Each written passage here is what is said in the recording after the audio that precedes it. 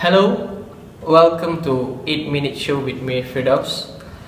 Today we will discuss and try to analyze about what really happened in Egypt on so-called revolution.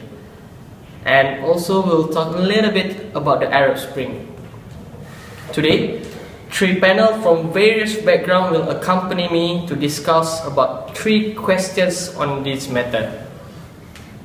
Reason behind the revolution, effect on social media, authorities respond about the riot. And now, let us meet our panel. On the left hand side, we have Adam. Welcome, Adam. Thank you for inviting me. And for your guys' information, Adam is an author and also a writer. Most of his books is about social, economic and social ethics. Our next guest, who's in the middle, is Mr. James. Nice to have you here, Mr. James. Same here, thank you. And James here is a columnist who works for a local newspaper, and he's also a local part-time reporter. Interestingly, our last guest is just flew back from LA after attending a world event on media, social, terrorism, and also revolution. Please welcome famous blogger Luis. Thank you, Firdaus. Glad to be here. Okay, so straight to the business, shall we, gentlemen? First question, Adam. Yes. What do you have any idea why the citizens of Egypt, in particular in the year of 2011, choose to revolt and protest for revolution until a crisis called Arab Spring happened? Basically, I think it is all about time for Egypt to change their leader. The previous leader, Hosni Mubarak from 1981 to 2011, has been accused for corruption and has been in power for nearly 29 years. This protest is being triggered by one of the Middle East countries, Tunisia, and Egyptians also choose to revolt as what Tunisians did to kick out their leader.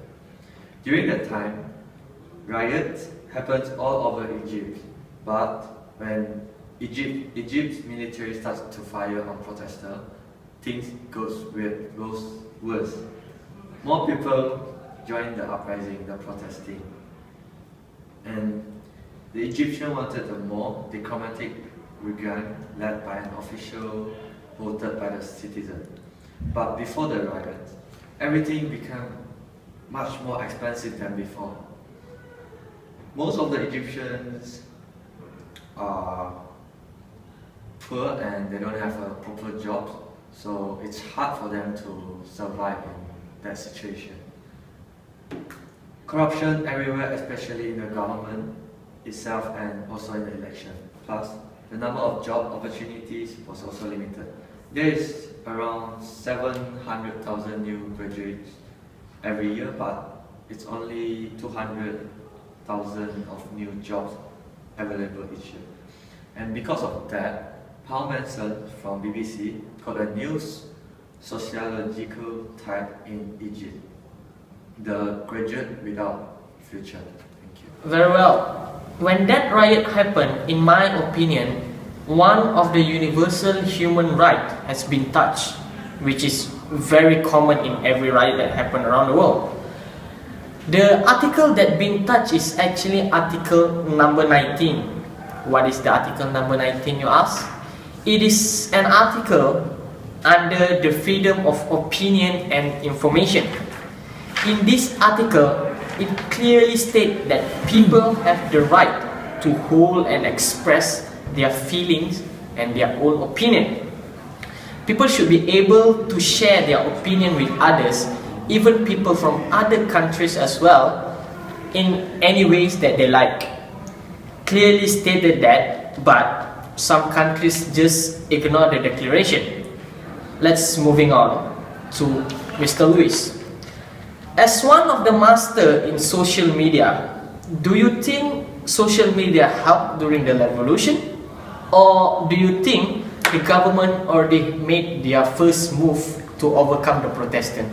Thanks, Firdaus. When we talk about social media, we know that it's a very powerful communication technology, especially internet. During the web, cyber activism was so fast growing, not just in Egypt, but in other countries that involved or supported the revolution.